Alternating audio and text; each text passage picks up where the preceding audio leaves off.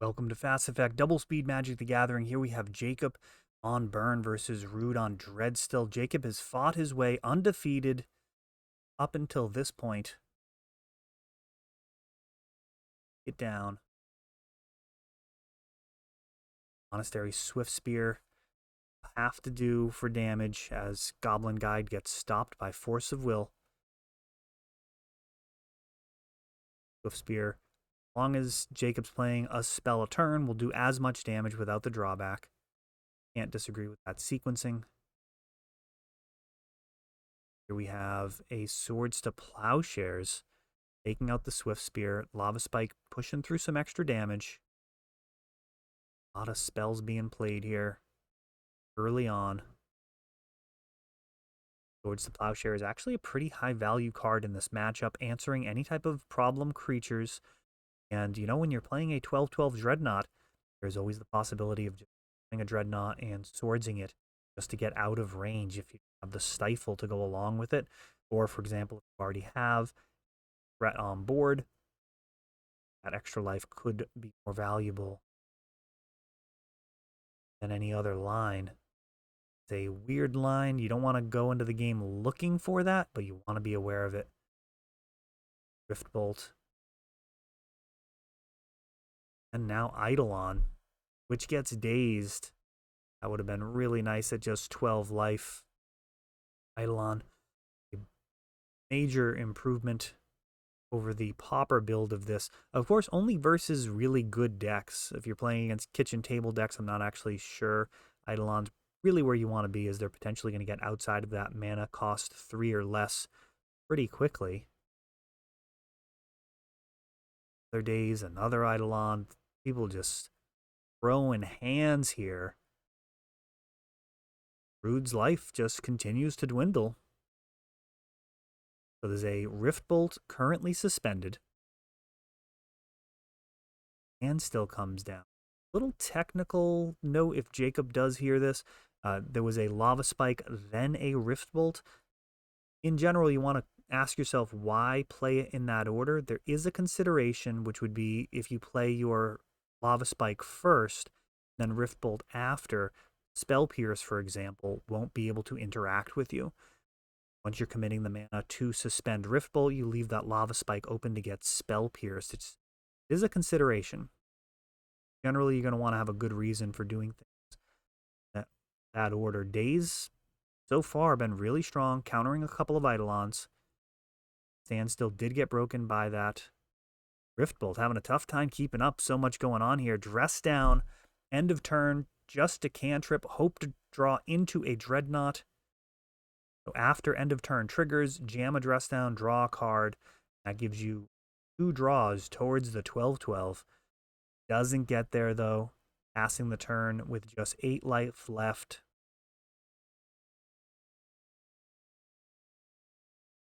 Another Lava Spike, now down to 5.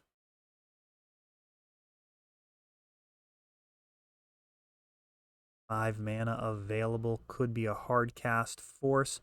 Wow, Jacob drawing all his lands here. He's got 6 lands on board and a Timeless Dragon just hard cast.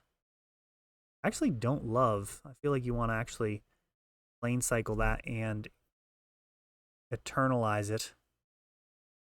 Get the extra value and that mana open during your opponent's turn. Oh, wow. Here we go.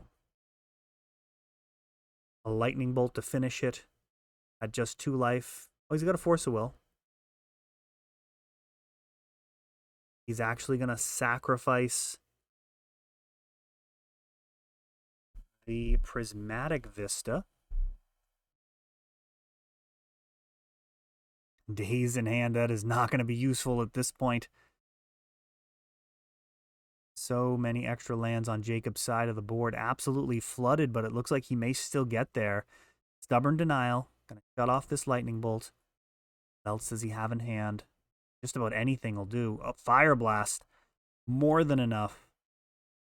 Jacob takes down game number 1 in the finals of our Wednesday Night Legacy. Awesome to see a young player getting a deck together on a budget and having success, winning prizes. just makes it that much more fun, allows you to continue getting deeper into the format. Tony Scapone, prolific streamer, friend of the channel and store. He actually got back into Legacy with Burn, not that different from the deck Jacob's playing here. He had a tremendous win record in paper with it over the course of several months as he continued storing up store credit, then eventually was able to transition into Blue-Red Delver, which at the time was actually the budget version of Delver. Three-color builds a variety of flavors that were thought to be better, but was able to just play blue-red, and eventually, of course, landed on the Storm builds, Ruby Storm. Some amount of time refining that to great success. Certainly has the potential of similar success. Bright kid. Love to see him here in the finals. Gets the play. Down a game. Goblin Guide comes out first. Deals a Dreadnought. Scary news.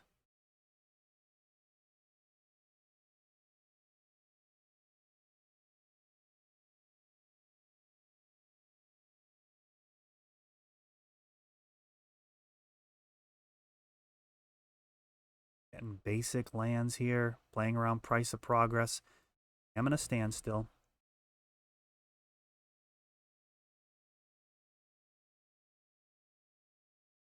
Has a decision to make. These are days.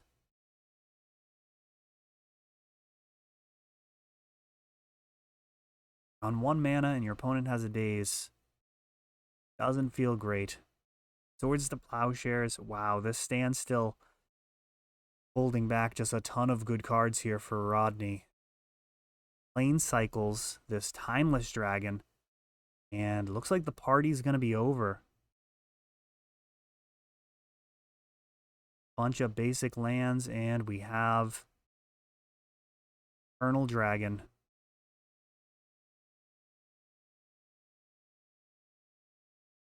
4/4 flyer puts a halt to the attacks. And Jacob breaking the standstill main phase with an Eidolon. Now, he already knew that there was a Daze in hand, as well as a Swords to Plowshare. So I actually don't love that line. I think what you actually want to do is break that standstill during your opponent's end step. You only had 1 blue mana.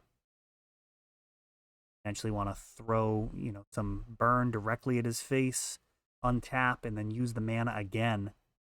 He does happen to have some spells. Also, if your opponent goes over 7 cards, you can just let them discard. Try and nullify some of the card advantage. We have a pair of Dreadnoughts. This is not good. End step, rest down. Just playing a pair of Dreadnoughts before it goes away. Remember, if you play Dress Down prior to the end of turn triggers, it will actually stick around for what feels like 2 turns. Rodney picks up that second game. Jacob will have the play here. 1 into the third. Oh no, just skipped over a bunch of mulliganing. Jacob keeping a 5 with no lands. Definitely not where you want to be on the play. Lesson learned, immediately punished here with a Dreadnought. You gotta have some mountains there. And likely the first time he was in that setting in a tournament like that. Pressure's on. What do you go with? And, you saw that he had the Smash to Smithereens in hands, but, you sometimes just have to go to 4.